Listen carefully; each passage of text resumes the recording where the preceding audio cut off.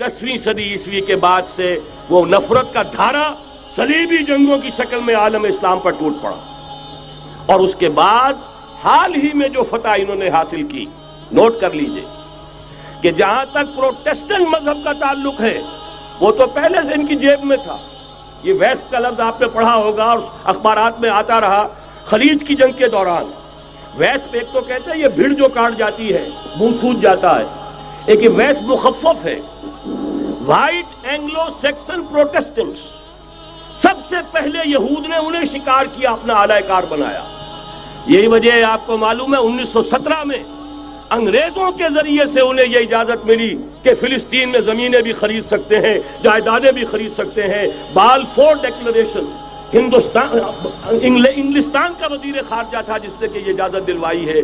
वरना यह कि खिलाफत उस्मानिया जब तक कायम रही है, खलीफा उस्मानी तुर्क खलीफा ने इजाजत नहीं दी, इसलिए कि हजरत उमर रजी अल्लाह तआला अन्हु ने, यह भी अब तारीख की एक हकीकत बयान कर रहा हूं जो शायद बहुत से हजरात के इल्म में न हो, कि जब यरूशलेम के ईसाइयों ने सरेंडर किया है यरूशलेम, हजरत उमर आए हैं, तशरीफ लाए हैं मदीना मुनव्वरा से चार्ज लेने के लिए।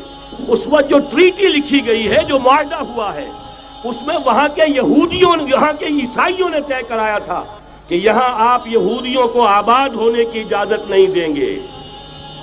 यहूदी आ सकता है, ज़ियारत कर सकता है, अपने मकामात मुक़द्दसा को आकर देख सकता है, यहाँ आबाद नहीं हो सकता।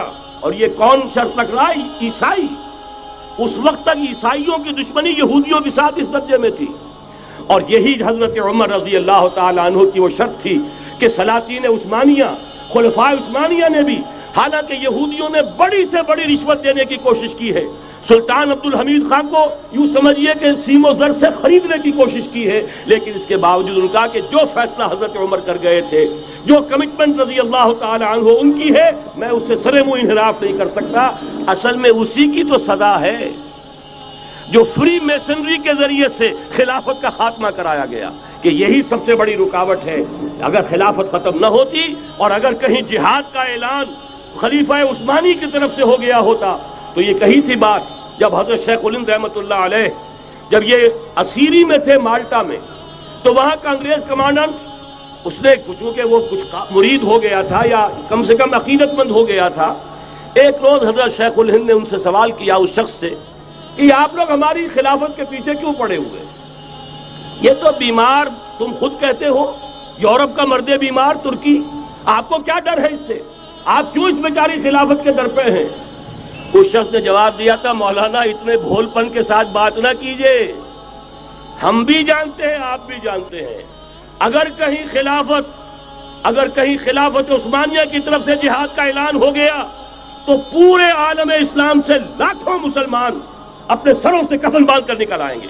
आज इस गए गुजरे दौर में भी इस कमजोर और यूं समझिए कि नाम नेहाद खिलाफत के अंदर इतनी जान है, इतनी ताकत, लिहाजा उसको खत्म किया गया। और खत्म कराया गया किन के जरिए से? वो जो मुसलमान कहलाते हैं थे फ्री मेसन, मुस्तफा कमाल पाशा फ्री मेसन, और उसके जरिए से इन्होंने सारे काम जो करवाए वो दर हकीकत अपनी साजिशों के जरिए से और मुसलमानों को इस्तेमाल करके करवाए। बहरहाल बात लंबी हो रही है। पहली बात तो यह है कि वही नक्शा उस वक्त का आज भी है जहां तक यहूदियों का ताल्लुक है, लेकिन फर्क ये वाक़ हो गया कि उस वक्त ईसाई यहूदियों के ताबे नहीं थे, बल्कि ईसाइयों और यहूदियों के माबैन दुश्मनी थी। आज यहूदी ईसाइयों पर मुसल्लत हो चुका है, फरंग की रगे जहां पंजे यहूद में है, और आज के फरंग का लीडर अमेरिका है। अमेरिका का सदर यूं समझिए कि वो इन यहूदियों का गुलाम है, मजाल नहीं कि उनकी मर्जी से इधर से उधर हो जाए, और अगर कोई गलती से इधर से उधर हो जाए तो उसका पत्ता चाक हो जाएगा। आप देखिए क्या हशर हुआ है बुश का, हालांकि बहुत बड़ा हीरो बनकर निकला था गल्फ वॉर से, लेकिन जरा सा एक बयान दे दिया था कि जो इसराइल को पसंद नहीं आया, तो जो इलेक्शन में चारों शाने चित हुआ है उसका जो हशर हुआ है वो देख लीजिए। तो पहली बात तो ये समझ लीजिए कि आज भी यहूदी, ये न्यू वर्ल्ड ऑर्डर है, न्यू वर्ल्ड ऑर्डर, और इसमें ईसाई दुनिया उसकी आलाकार है। अब सूरत हाल क्या है? ईसाई दुनिया, मैं एक बात बता रहा था बीच में रह गई, कि जहां तक प्रोटेस्टेंट ईसाई थे वो तो पहले इनके हाथ में थे। हाल ही में इन्होंने जो फतह हासिल की है وہ کیتھولک عیسائیت کو بھی اپنے ہاتھ میں لے لیا ہے۔ چنانچہ پوپ صاحب نے فرمان جاری کر دیا ہے کہ ہمارے خداوند یسوع مسیح کے قتل کی ذمہ داری ان یہودیوں پر نہیں ہے، بری کر دیے گئے۔ 1900 برس کے بعد، بلکہ 2000 برس کے قریب ہو گئے، انہیں ایگزونریٹ کر دیا گیا، ایبسالو کر دیا گیا، ان پر ذمہ داری نہیں۔ نتیجہ یہ نکلا ہے کہ ابھی چند مہینے پہلے جو مذاکرات صلح کے ہو رہے تھے، جن میں یاسر عرفات بھی تھے اور یہ اسحاق رابین گیا ہوا تھا واشنگٹن، وہاں سے واپس آیا ہے تو روم میں رک کر پاپائے روم سے ملاقات کر کے تشریف لائے ہیں، انہیں دعوت دی ہے کہ یروشلم آئیے، اور ویٹیکان نے تسلیم کر لیا ہے اسرائیل کو، اور ویٹیکان کا اب جو ہے ایک ایمبیسی، اس کا جو ہے سفارت خانہ وہ یروشلم میں بننے والا ہے، اور پوپ صاحب بھی وزٹ کرنے والے ہیں۔ گویا کہ یہ گٹھ جوڑ اب مکمل ہو چکا، اب کہیں اس میں کوئی کمی نہیں رہی۔ اس یونائٹڈ فورس کے ساتھ یہ نیو ورلڈ آرڈر اس وقت عالم اسلام پر حملہ آور ہے۔ اب اس میں نوٹ کیجئے کہ اس وقت کی فضا ہے کیا۔ عالم اسلام میں سے عالم عرب ان کے شکنجے میں جا چکا، کیوں بنا کر کھڑے ہوئے ہیں اسرائیل کو ماننے کے لیے اور سر تسلیم خم کرنے کے لیے۔ انہیں بلا کر میڈرڈ میں پیش کیا گیا یہودیوں کے سامنے کہ تم جن کے ساتھ ایک ٹیبل پر بیٹھنے کو تیار نہیں تھے، میڈرڈ میں آؤ، آؤ اپنا قبرستان دیکھو، یہ اسپین کی سرزمین جہاں تم نے 800 برس حکومت کی تھی، یہ تمہارا قبرستان، یہاں آؤ اور بیٹھو اور ان کے ساتھ بات کرو۔ گئے تھے کہ نہیں تمام فرنٹ لائن سٹیٹس میڈرڈ میں؟ حالانکہ کوئی بین الاقوامی کانفرنس کبھی میڈرڈ میں نہیں ہوئی، یا تو یہ واشنگٹن میں، بعد میں وہ سارے معاملات واشنگٹن میں چلے، شروع وہاں سے کیا۔ اس لیے کہ نیوز ویک کا کچھ عرصے پہلے کور سٹوری جو تھی 1992 is the year of Spain. Why? 1592 was the year of the fall of Granada.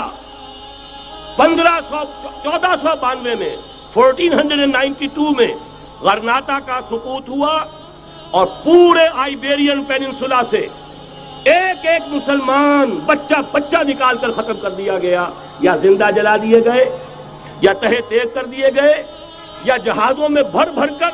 اور آپ کو معلوم ہے میڈیٹرینین کی حیثیت کیا ہے، خلیج ہے، ایک معمولی سی خلیج، ادھر سے اسپین کا ساحل قریب آ جاتا ہے، اسپین کے ساحل سے جہازوں میں بھرا اور نارتھ افریقہ کے ساحل کے اوپر پھینک کر آ گئے۔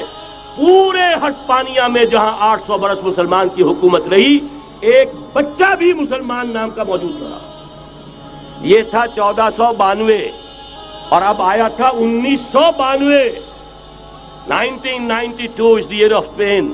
اسی لیے ورلڈ اولمپکس رکھے گئے، وہاں دلہن کی طرح سجایا گیا ہسپانیہ کو، اور بلایا گیا، طلب کیا گیا، سمن کیا گیا تمام دول عرب کو، آؤ یہاں بیٹھو، اور یہاں بیٹھ کر اپنے ان یہودی دشمنوں کے ساتھ مصالحت کی بات شروع کرو۔ بہرحال نوٹ کر لیجئے، عالم عرب جا چکا۔ کوئی دن کی بات ہے، میں سنسنی پیدا نہیں کرنا چاہتا، لیکن حالات اور واقعات سے نگاہیں بند کرنا بھی کوئی دانش مندی کی بات نہیں ہے۔ یہ ایودھیا کی مسجد شہید کی گئی، ابھی یہ ایک بہت بڑا مزار جو ہے شہید کیا گیا، اور اس کے ساتھ کئی مسجدیں شہید کی گئی۔ یہ سب کیا ہے؟ یہ مسلمانوں کی نفس دیکھی جا رہی ہے کہ کوئی غیرت اور حمیت نام کی کوئی شے باقی ہے؟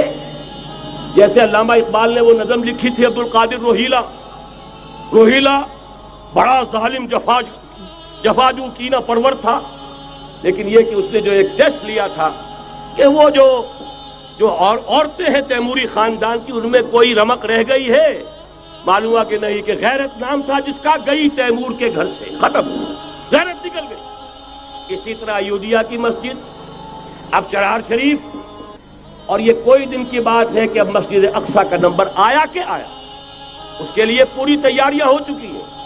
یروشلم کا مشرقی حصہ خالی کرایا جا چکا ہے، اس کے اندر اب پورا تسلط یہودی کر رہے ہیں، یہاں تک کہ اب کے یاسر عرفات صاحب نے بھی کچھ نہ کچھ جو ہے احتجاج کی بات کی ہے، حالانکہ اب تک ہر بات مان کر منقار زیر پر تھا، لیکن یہ کہ ایک وقت آتا ہے آخر کار اسے بھی کچھ بولنا پڑ گیا ہے۔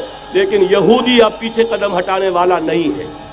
ان کا تھرڈ ٹیمپل، تیسری مرتبہ ہیکل سلیمانی تعمیر ہونا ہے، نوٹ کر لیجئے، ان کے لیے وہ وہی کچھ ہے جو ہمارے لیے کعبہ ہے.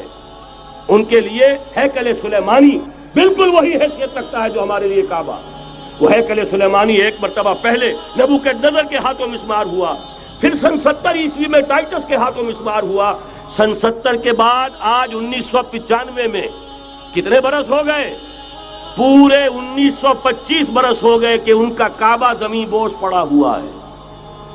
اب تک تو ان کا بس نہیں تھا، اب تو بس ہے کہ نہیں؟ اب ان کی حکومت ہے کہ نہیں؟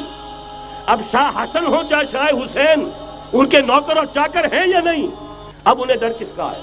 لہذا کوئی دن کی بات ہے مسجد اقصی شہید ہوگی اور ٹیمپل کی تعمیر شروع ہوگی. یہ تو بہرحال ایک نقشہ ہے. اگلا نقشہ آپ کو بتانا چاہتا ہوں، ایک دوسری تصویر ہے.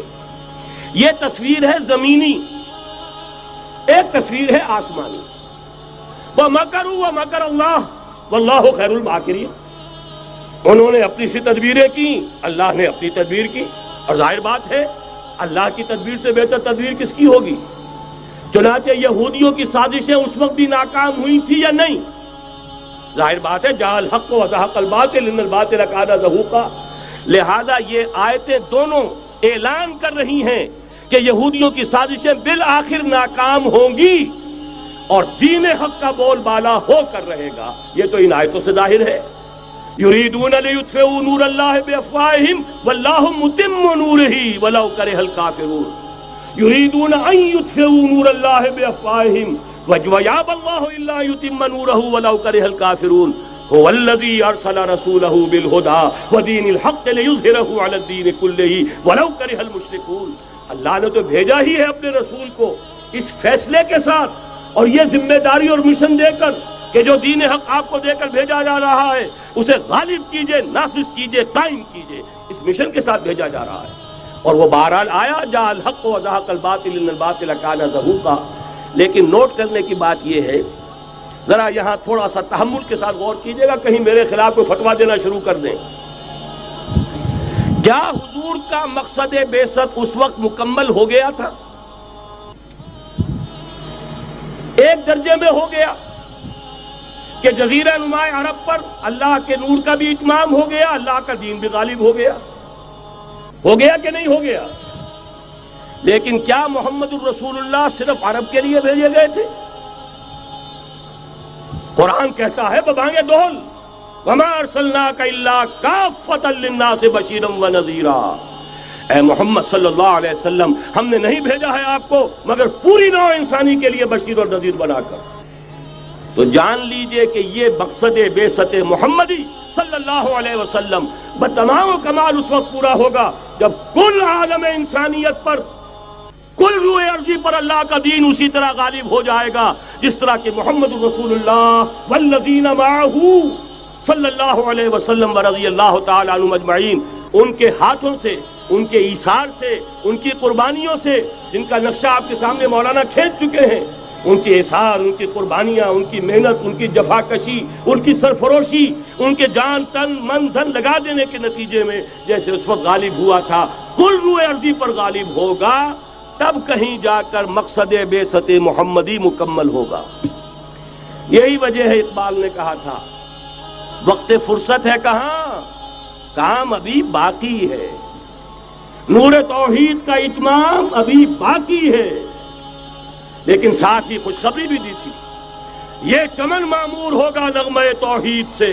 آئے گا وہ دور، یہ چمن معمور ہوگا نغمہ توحید سے، لازماً آتا رہے گا.